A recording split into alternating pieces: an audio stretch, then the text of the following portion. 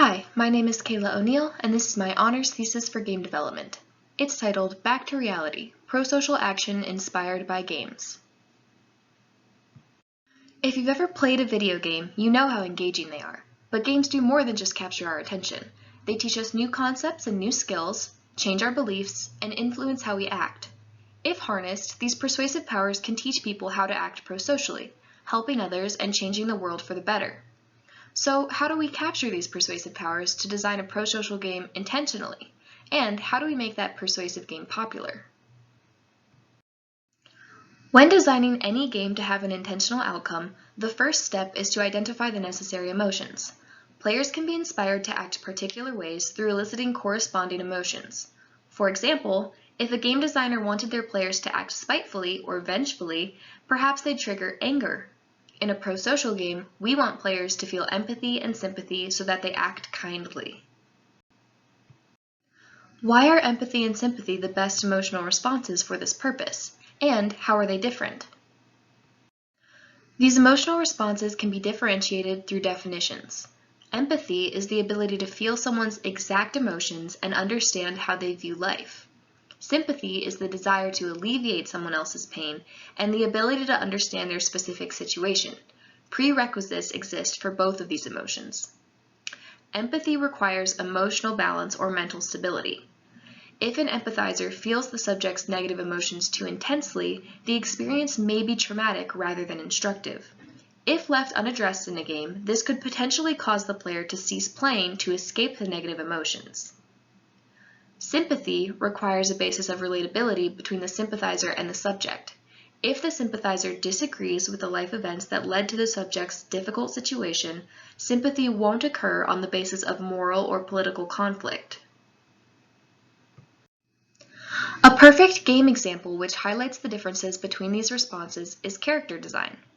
In games, there are playable characters and non-player characters, or NPCs. Playable characters can create empathy since the player of the game takes on the character's perspective and lives their life firsthand. This gives the players the unique opportunity to live life in another person's shoes. For example, in Hellblade: Senua's Sacrifice, you play as a character struggling with psychosis. Sympathy can be created through interactions with NPCs. The player can assess the situation and decide whether they want to provide assistance. In Life is Strange, you are faced with decisions regarding a rebellious, sometimes selfish teenager whose father died and who lost her closest friends. Empathy can be overwhelming or triggering if traumatic events occur and the player is not emotionally equipped to handle them. Sympathy won't work if a player dislikes or disagrees with a character. So since both emotions have potential pitfalls, we incorporate both instead of one over the other. This method balances the drawbacks and increases the likelihood of affecting a player through the game. Now that we know which emotions best elicit the desire to act pro-socially, we must ensure that players follow through on that desire by teaching them how to effectively help. Players must also be able to bring that knowledge back to reality so that they can emulate positive in-game behaviors.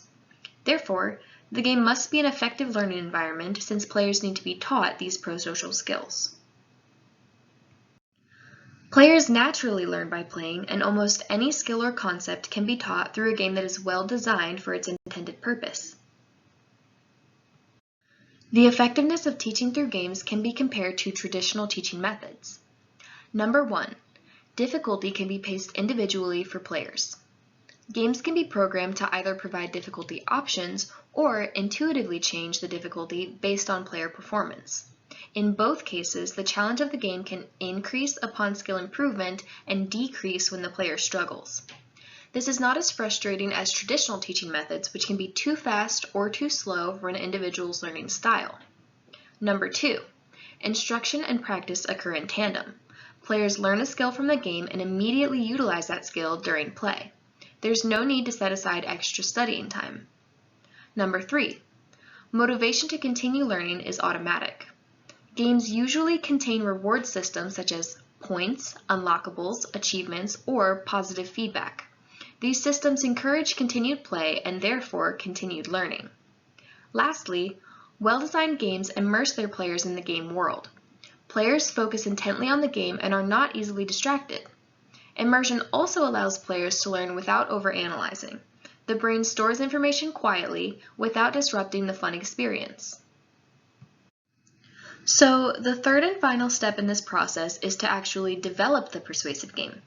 We now know that players can be inspired to help and they can be taught the skills to provide that help. However, these virtual experiences still need to transfer to the players' real lives. Certain game design methods assist in this process. It's important to note that the game needs to be well designed generally alongside being designed persuasively. We'll discuss methods that accomplish both goals. The term flow was coined by psychologist Csikszentmihalyi and modified later by game-specific research.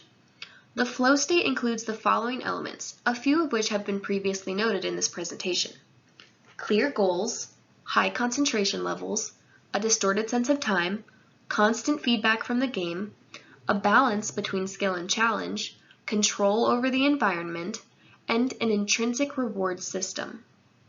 In addition to those requirements, the flow state is initiated via the magic circle.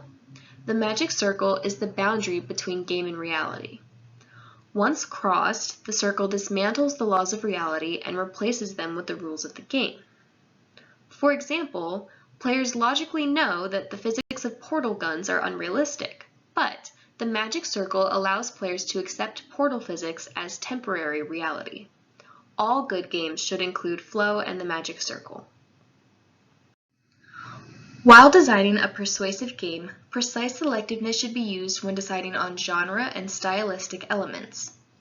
Genres typically include traditional play mechanics, but unique creative rules should also be developed to invert player expectations. After all, playing multitudes of games with the same exact mechanics gets dull.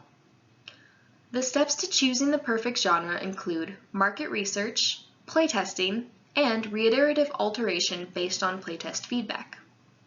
As some examples, visual novels like Depression Quest and walking simulators like That Dragon Cancer are great genres for games about human issues, especially ones that include storylines. Simulations like Plague Inc. work well for presenting situational issues. Even huge open-world games can include elements of pro-social persuasion, like Fallout's Karma system. Style primarily involves visual and audio elements. Realistic elements help form the bridge between game world and real world, so symbolism should be utilized cautiously. For example, rain clouds over a character's head may indicate sadness, but a more effective emotional representation would be tears on their face, since it mirrors how sadness looks on a real person. Narrative stories aren't required for games, but they are persuasive, as is the implementation of choices. Linear and branching narratives exist. Linear narratives are like books and movies in that they have one direct path. On the other hand, branching narratives provide interactivity through choice. These choices increase personal responsibility for the events that happen in the game world and how those NPCs are affected by events. Freedom of choice also mirrors the real world, allowing players to do whatever they want within the scope of the game.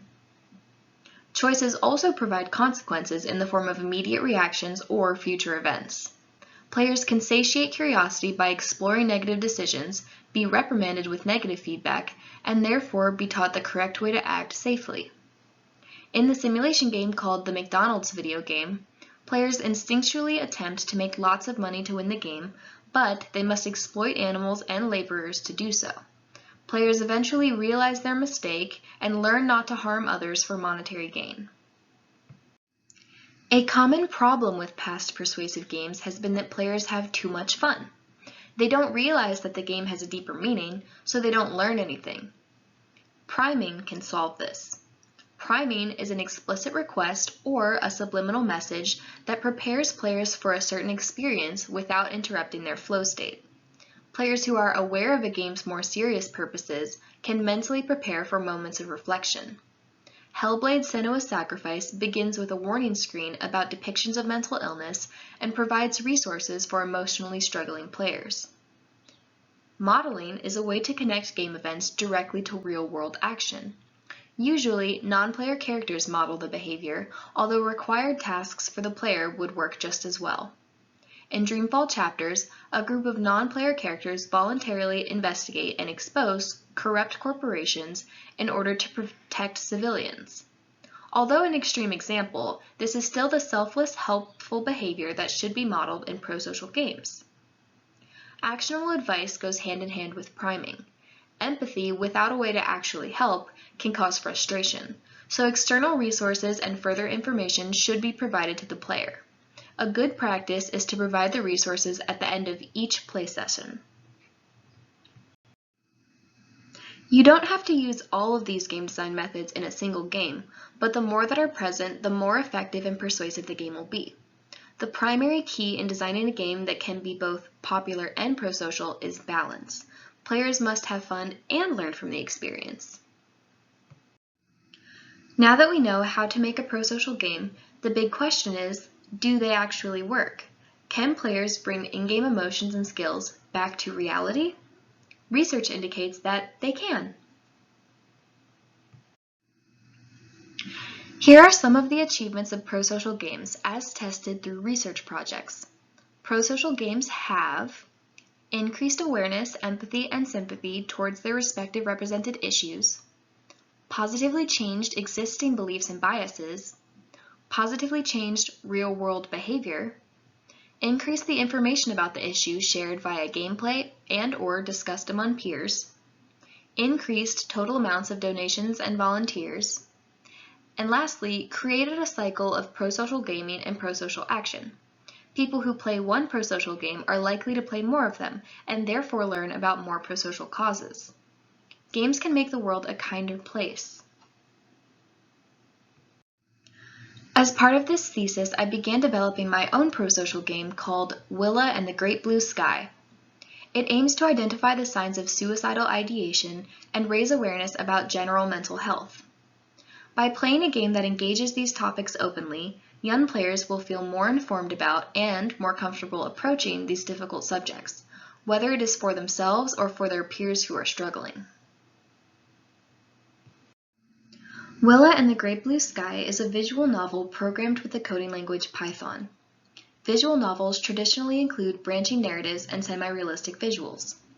I used priming by providing players with a warning immediately upon starting the game, as well as through subliminal messaging which focuses the player's attention on the suicidal friend character.